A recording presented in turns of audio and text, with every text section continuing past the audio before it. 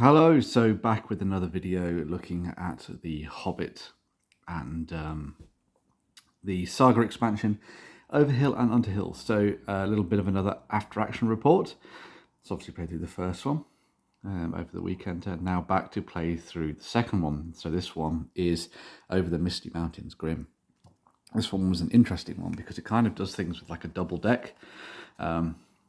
So it starts off nice and easy. Again, obviously, if you've not seen this before, or you've not played this adventure before, maybe skip over this video just so you don't get spoilers. So this allows you to collect different treasures, which is always good. And you leave the House of Elrond and then you head off into the mountains. And this is where the meat of the expansion, or the quest, sorry, really is. So the first one of these involves going through the pass in the mountains where you get to fight against stone giants, or at least avoid the stone giants.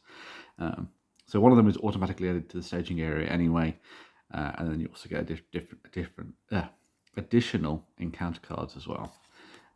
And we'll just go through this one quickly first. So with this first expansion, this first quest, sorry, this is what you have to face. So 40 threat, so pretty high. It's probably not going to engage you anytime soon.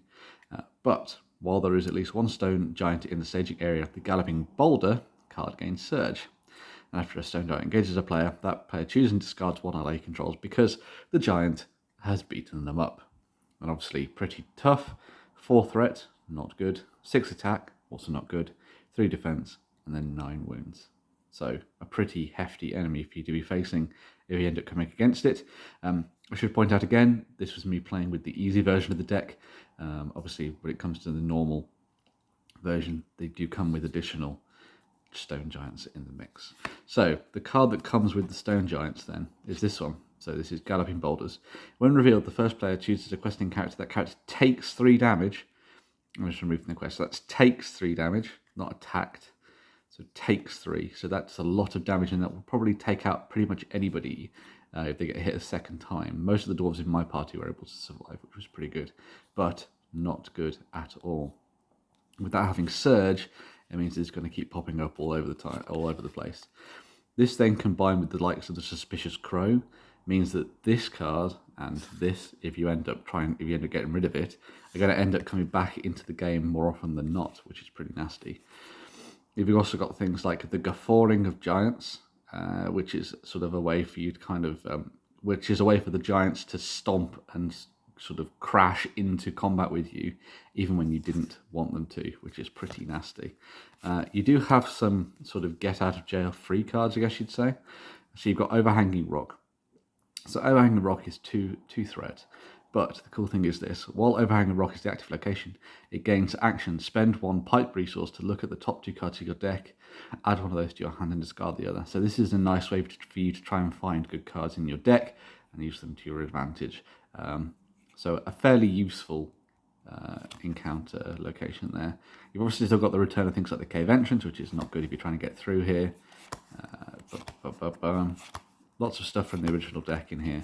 This is one of the other nasty cards that's included in here. So you've got the High Pass. So threat is equal to the number of players. At the end of the round, remove X progress tokens from the current quest, which can be pretty nasty. And it comes with 5 progress needed on it anyway. So you're going to have to slog through that and battle some giants. Now, in all, this isn't too bad of a deck as long as you avoid the giants popping out at the wrong time. If the giants pop out at the wrong time, you're pretty much done for, especially if you've not got any allies in play for it to smash, because you need 1 for it to smash and then 1 for it to actually fight so that you can avoid the damage. The other issue is obviously that this quest requires 16 progress on it in order for you to finish it. So if you've got the wrong combination of cards popping up, especially things like the Mountain Pass and stuff, then this can really start to sort of pick at you. But this quest is very much I guess you'd say, preparation stage. So in the first quest, the first bit of it is very much a preparation stage for you to then fight the trolls, or at least deal with the trolls. This is very much the preparation stage for the second bit of this, because unlike other quests in Lord of the Rings, the card game, rather than it all just being one big encounter deck, this one is actually spread over 2. So once you've gone through the mountain pass, you then go down to Goblin Town, where you get captured by the goblins. So you add the Great Goblin into the mix, and then you put a whole bunch of locations in, and then you have 20 here. So players can't defeat the stage unless the Green Goblins, the Great Goblin, not the Green Goblin, it's not Spider-Man, is in the victory display. When revealed, reveal 3 encounter cards per player. Bilbo Baggins may spend X resources to reduce the number of cards. Now, I didn't have enough of that, but if you manage to keep a hold of a bunch of resources, then you can obviously do that. And it's just 20, but it's 20 progress for you to complete this. Now, this is where things get proper fighty, and you're going to need a lot of allies and a lot of attack damage. Hopefully, you've managed to pick up the treasures from the last quest so that you can use them in this. So the main enemy you're going to be facing is the Great Goblin. So 15, so he's always going to be engaging you. 3 threat, 5 attack, and 2 defense, and 8 wounds. So not too bad on the old wounds and defense. After the Great Goblin attacks, discard X cards from the encounter deck, where X is the number of players in the game. Add each goblin enemy discarded by this effect to the staging area. So it's going to flood the area with goblins. Now he's then supported by a whole range of goblins that all do a bunch of different things. So there's loads of things that take away, get additional defense, get additional attack. You get this, which does damage to you constantly while you're in there, which is pretty nasty. You got these, which kind of will get more deadly once the Great Goblin has been killed. You got these quick fellows as well, which give you surge. So there's just a lot of goblin cards, a lot of enemies, as you can see, which will end up throwing themselves into the mix to try and battle you. Now, if you're lucky, like me, which I think was a massive thing, this guy popped up, and one other goblin card, I think it was a location card as well. I think it was the Great Cavern Room. So, the Great Goblin showed up. He obviously engaged. He killed someone, which is obviously going to happen with that 5 attack. But I've been able to ready all my characters, thanks to a card from my deck, which meant that I could pile on and beat up the Great Goblin. Which meant that all I had to do was then try and fight my way through hordes and hordes of much better, more powered up goblins in order to escape and get that 20 progress on the quest. So I would say that if the situation and the circumstances don't fall in your favour, this one can be pretty nasty. If things go well, then you're pretty much okay to... As long as you can get rid of this guy quickly, you're pretty much on the money. The other goblins aren't too bad. The only issue is going to be finding things that are able to kill them quickly. I mean, they don't have a lot of life and they don't have a lot of defense, but it's all about trying to make sure that you manage that so that it doesn't become overwhelming. This one was quite nice as well.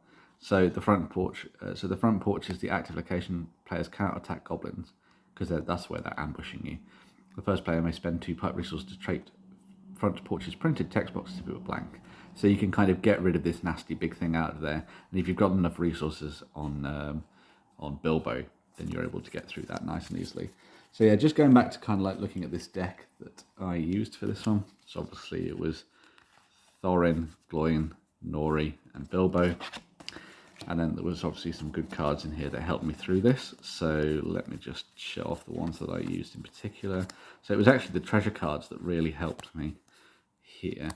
So if I find the particular... Oh, Gandalf was basically here the entire time. I'd managed to tank my threat earlier so that I could bring him in and continue to raise the threat constantly in order to use him.